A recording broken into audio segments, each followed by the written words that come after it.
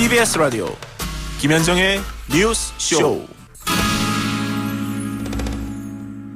예, 이번에는 새정치민주연합의 서울시장 후보죠. 박원순 서울시장 연결을 하겠습니다. 박 시장님 안녕하세요. 네, 안녕하세요. 네, 지난주 금요일에 당에서 정식 공천을 받으신 거죠? 예, 그렇습니다. 예, 후보 등록은 내일 모레 하신다고요? 예. 예, 선거 캠프는 광장시장에 차리셨어요? 예, 저는 기본적으로 이렇게 검소하고 작은 선거 운동을 하겠다 이런 방침을 정했고요. 거기는 아마 곧 철거될 곳인데 임시로 저희들이 쓰도록 그렇게 했습니다. 예. 조용한 선거를 치르자는 의미로 철거될 건물에 했다는 말씀. 그런데 앞에 저 인터뷰를 들으셨는지 모르겠습니다만 정몽준 후보께서는 조용한 선거를 한다고는 말씀하시지만 언론 담당만 50명을 두고 있다. 소통이란 이름으로 두고 있지만 사실은 선거 어떤 정지 작업을 미리 한 거 아니냐.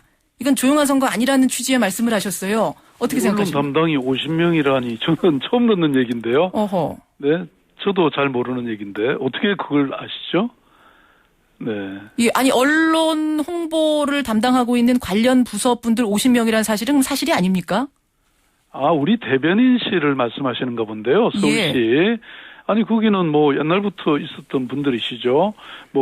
해외 외신 담당, 이 국내 언론 담당, 또 여러 가지, 그게 저는 그 공무원들은 다 선거 중립을 지키셔야 되고, 일반적으로 서울시에 관련된 일을 하는데, 그게 제 개인하고 어떤 그런 일을 할 수 없는데 무슨 말씀을 하셨는지 저는 이해가 잘 안 가네요. 그러면 전 시장 이명박 오세훈 시장 때도 다 그 정도 인원이 있었던 건가요? 그럼요. 제가 예. 거기에 대해서 손댄 적이 없습니다. 그렇군요. 이 부분에 대해서도 다음에 정몽준 후보 나오면 제가 반론을 좀 드려야겠네요. 정확히 아니라는 무슨 말씀을 하셨는지 잘 모르겠습니다. 이야기가 나온 김에 제가 좀 더 가보죠.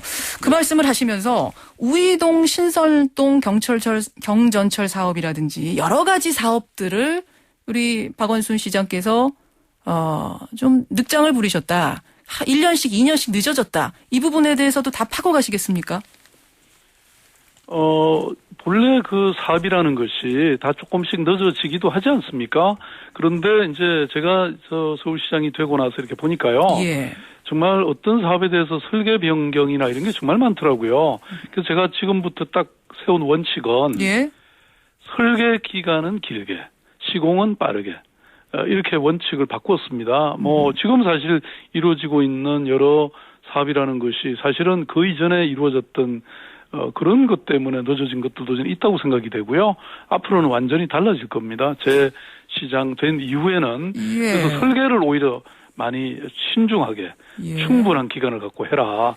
이렇게 원칙이 바뀐 것이죠. 그 공사 담당하는 부서에서 건설회사를 잘못 골라서 건설회사가 부도가 나는 바람에 늦어진 거다. 그러니까 신중하게 하느냐고 늦어진 게 아니라 이런 말씀도 덧붙이셨어요. 저는 정몽준 의원님은 기업에 이렇게 오래 기업 활동을 하셨는데 예. 지금 우리 시대가 과거에 여러 건설회사들이 사실 굉장히 어려워진 시대잖아요. 그래서 부도가 난 경우가 상당히 많죠.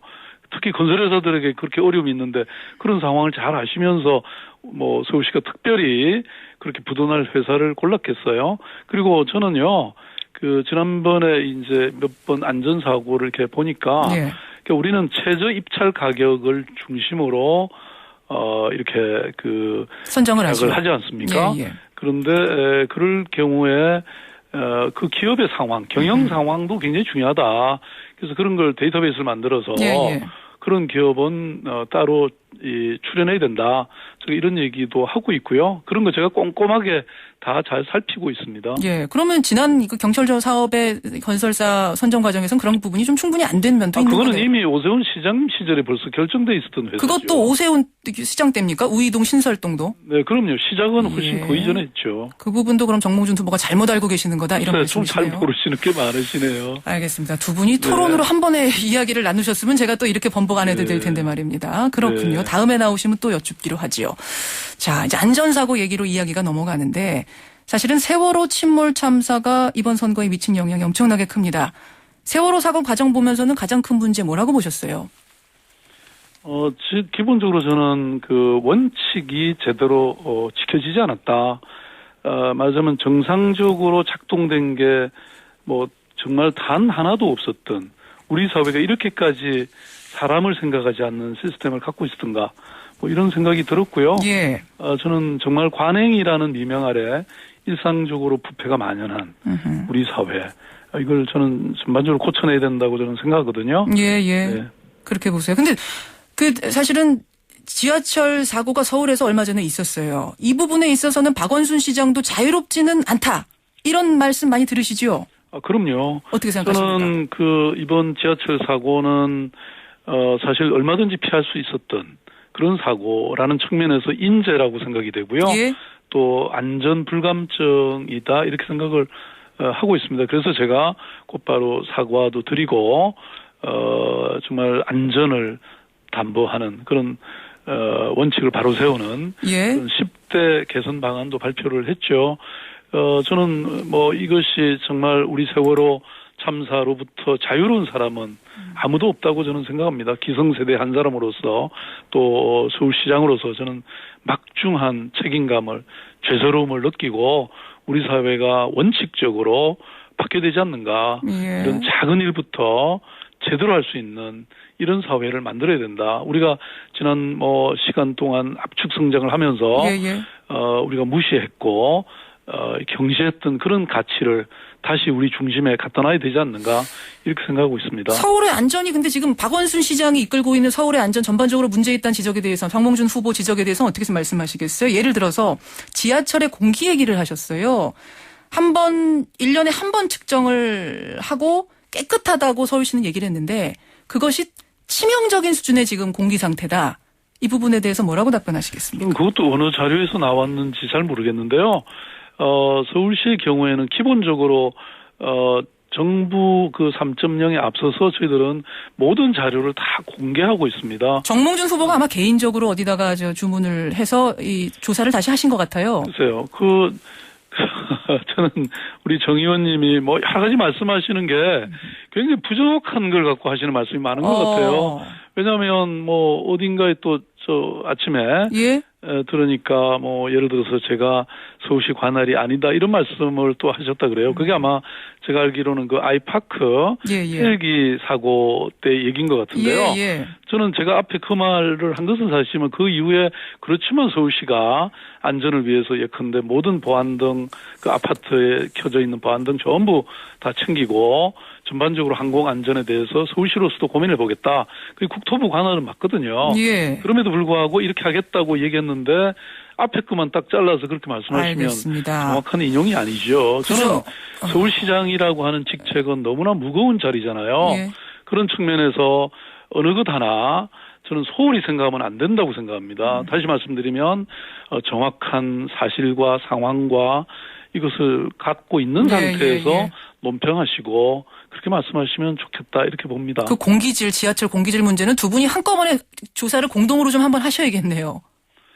저는 기본적으로 이 도시 안전에 대해서 제가 서울시장이 되고 난 다음에 도시 안전을 3대 시정 과제로 목표로 삼았고요. 그래서 잘 아시다시피 그 이전에 우면산 산사태도 있었고요. 그래서 산사태 방지과도 만들고 또 여러 가지 그런 현장 점검이라든지 도시 안전 지도를 그린다든지 예. 안전 거버넌스를 만든다든지 이런 노력을 이제 꾸준히 해왔는데요. 이번 지하철 사고를 통해서 정말 이 일이 쉽지가 않구나. 여전히 우리가 해야 될 일이 알겠습니다. 많구나. 이런 걸 많이 깨닫고 있습니다. 알겠습니다. 박원순, 이제 사실은 이 부분에 대해서는 정몽준 후보의 반론도 들어야 되는데 이게 순서상 못 듣는 부분은 좀 아쉬운 부분이 있습니다. 어제 새누리당 경선대회 중계를 보셨는지 어쨌는지 모르겠습니다. 공개적으로 이런 말이 나왔습니다. 서울 시민의 안전은 내팽개친 채 오로지 토크쇼만 일삼는 안전불감증 시장. 광화문 내거리에서 김일성 만세를 불러도 된다는 안보불감증 시장을 이번 선거에서 심판해야 된다. 이게 이제 김성태 의원이 하신 말씀인데 이거 뭐라고 답변을 좀 주시겠어요? 글쎄요, 저는 사실 할 수 있는 말이 있고 없는 말이 있다고 생각합니다. 지금 우리가 이 세월호 사고 여파는 저는 우리가 많은 성찰과 반성을 요구하고 있다고 생각합니다. 물론 우리가 서울시장 자리를 누가 차지하느냐. 예. 뭐 그것은 하나의 저는 다툼의 대상은 될 수 있다고 생각하는데요. 예, 예. 그렇다고 해서 그렇게 함부로 막말을 하셔서는 안 된다고 저는 생각합니다. 우리가 그 정치권이 국민들로부터 불신받는 이유는 말하자면 이게 정말 시민들의 마음을 좀 이렇게 위로하고 우리가 통합적인 관점으로 사회를 조정하고 이끌어가야 되는 그런 책임이 있는 곳이지 않습니까? 예, 예. 그런데 이렇게 마구 함부로 말씀하시고 그러는 것이 저는 시민들을 절망하게 만드는 거라고 저는 생각하거든요. 좀 저는 품격이 있는 그런 경쟁, 서로가 위로가 되는 이런 예. 선거 이런 게 됐으면 좋겠습니다. 시민단체의 직업병이 걸렸다라는 부분도 그럼 같은 답변을 주시겠습니까? 이거 정몽준 후보가 지적한 건데. 네, 저는 시민운동이라고 예. 하는 것 제가 예. 그동안 참여연대나 아름다운 재단, 아름다운 가게, 희망제약소 제 청춘을 바쳤습니다. 저는 시민들의 눈높이에서 시민들의 삶을 해결하는 그런 많은 공공적, 공익적 노력을 해왔죠. 전 세계의 정부나 기업과 못지않게 알겠습니다. 또 시민사회의 존재가 그 사회를 깨끗하고 아름답게 만들어가는 가장 중요한 섹터입니다. 예, 여기까지. 이 세 섹터의 협업이야말로 저는 사회를 발전시키는 원동력이라고 생각하는데요. 네. 그걸 그렇게 평가하신다면 저는 우리 사회를 바라보는 기본 관점이 여기까지 결여되어 듣는 있는 게 것으로. 아닌가 이렇게 생각합니다. 오늘은 여기까지 듣고요. 다음에 한 번 더 모시기로 하죠. 고맙습니다. 고맙습니다.